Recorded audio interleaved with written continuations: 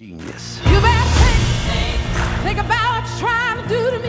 How old is she? She's 10, but her voice is going on 30, honey. Think that you might go let yourself be free. How many albums have you had? 4. And no hits. I need you to focus and avoid frivolous distractions. Honey, find the songs that move you. Until you do that, you ain't going nowhere.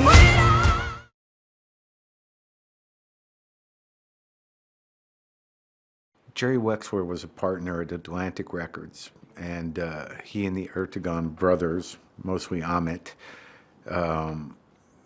began Atlantic Records, and he was there from the beginning, initially in sales and then, in production. So he had been a music fan, his entire life, and kind of, grew up during the great jazz age, and then, on into to bigger bands, and then into bebop and everything else. But he was sort of a witness to it all and always a fan of it.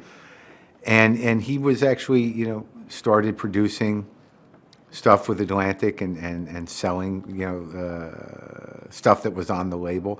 And he's actually credited with creating the term rhythm and blues as a genre, because of that he didn't feel that they were marketing the records, or I don't know exactly how it happened, but he was there at the beginning of R&B and of rock and roll, and he was just an important presence and mover of modern music. I think he gave her a little more freedom, and he got her out of I don't know if it's her comfort zone, but I think that the way Columbia was structured and the way John Hammond handled her, it was very sort of, it was a sterile environment, and he had a very specific way of working, and it was a more traditional way of working. And I think by the time that, Jerry had found that studio that he was working with in Muscle Shoals, that in and of itself was unorthodox.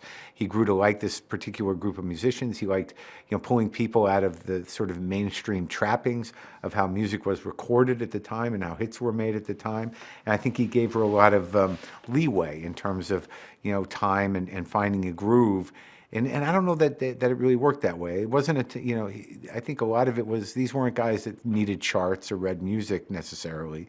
And there was a more organic kind of building process that I think he's probably partially responsible for in terms of creating the environment and allowing her to feel out these songs in a way that I don't think she would have had the freedom or the encouragement to do, and to do it with musicians that were unorthodox for the period as well. It was like, it got me emotional. She's just got a very powerful voice in a very deep way. I can't explain it, but it's really something.